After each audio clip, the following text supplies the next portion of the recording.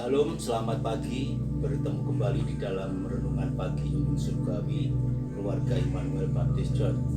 Pagi hari ini Bapak Saudara, kita akan kembali belajar firman Tuhan, di mana saya mengambil Yohanes 14 ayat 6 menjadi dasar di dalam Sabtu Sunyi ini untuk kita punya keyakinan penuh bahwa Yesus Kristus yang mengatakan akulah jalan dan kebenaran dan hidup, tidak ada seorang pun yang datang kepada Bapa kalau tidak melalui Yesus Kristus. Ini yang kita pelajari di dalam masa penyaliban Yesus Kristus di Sabtu Sunyi ini dan kebangkitannya esok hari. Tetapi kita punya kepastian bahwa Yesus Kristus adalah jalan dan hidup dan kebenaran.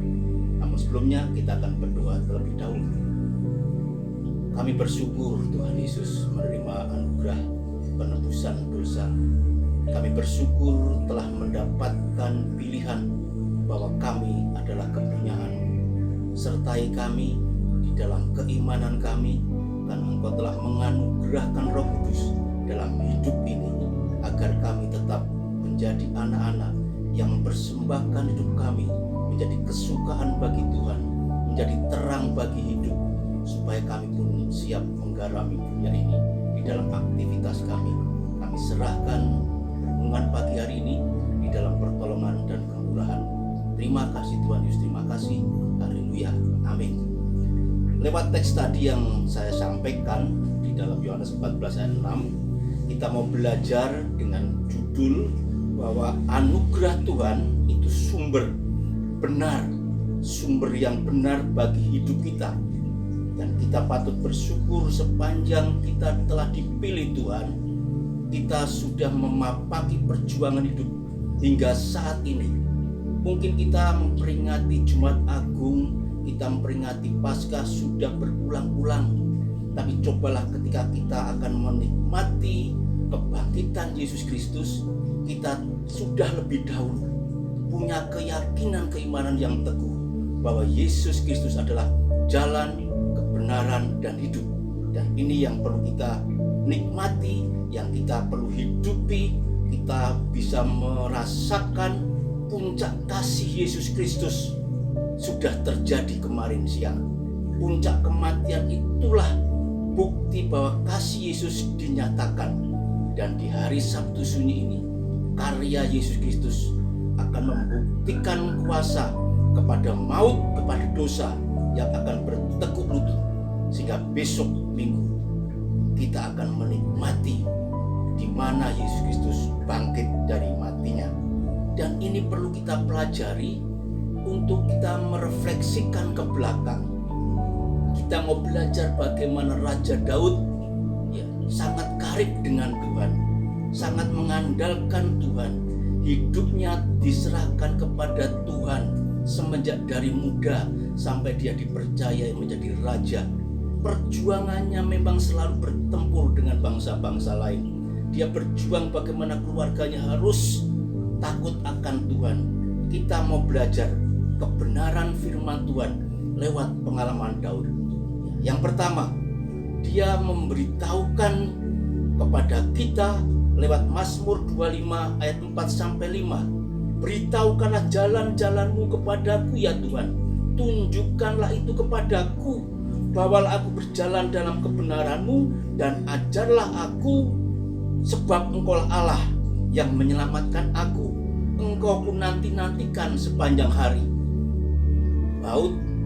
Raja Daud meminta jalan, meminta petunjuk, meminta jalan yang benar itu supaya Allah menyelamatkan dia.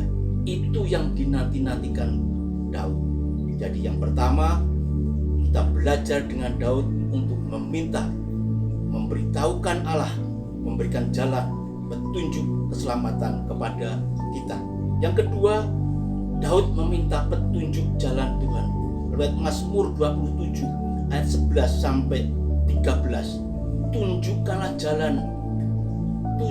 jalan ya Tuhan kepadaku. Tuntunlah aku, sebab seturku. Janganlah menyerahkan aku kepada nafsu lawanku, dan seterusnya. Daud minta petunjuk awal tadi meminta pemberitahuan, sekarang minta petunjuk. Kita sangat rindu sepanjang kita masih hidup ini, kita minta pemberitahuan jalan kebenaran Tuhan. Kita minta petunjuknya Tuhan, supaya bulatlah keyakinan iman kita. Hati kita yang takut gentar ini, ada kuasa nama yang lebih dahsyat, nama Yesus Kristus, nama yang diagung-agungkan Daud sebagai Tuhan yang menyertai dia. Yang ketiga, Daud juga memberikan catatan dalam Mazmur 119 ayat 15.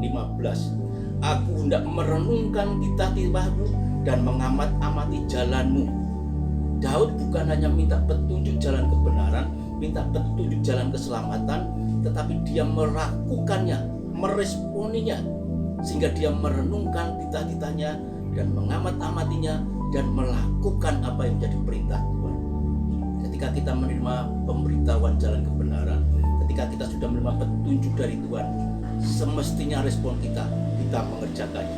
Bapak Ibu yang saudara saya kasih, kita tutup di dalam ibadah pagi hari ini, di dalam renungan embun surgawi hari ini.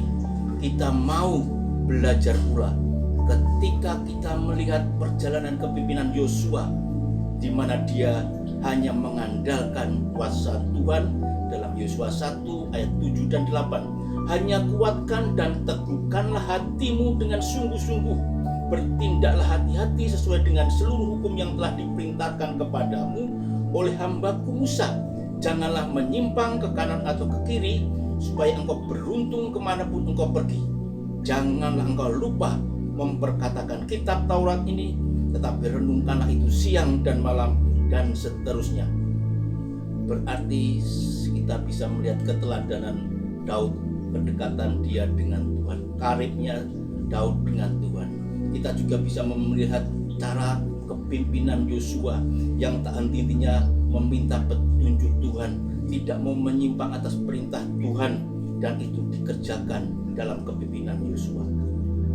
Bapak Ibu yang saya kasih, kita bersyukur di dalam Alkitab kita banyak belajar tentang tokoh-tokoh yang mengikuti, memastikan bahwa hanya Tuhan Yesus Kristuslah jalan dan kebenaran, dan jalan itu menuntun kita di dalam hidup yang benar. Tuhan Yesus memberkati. Salam.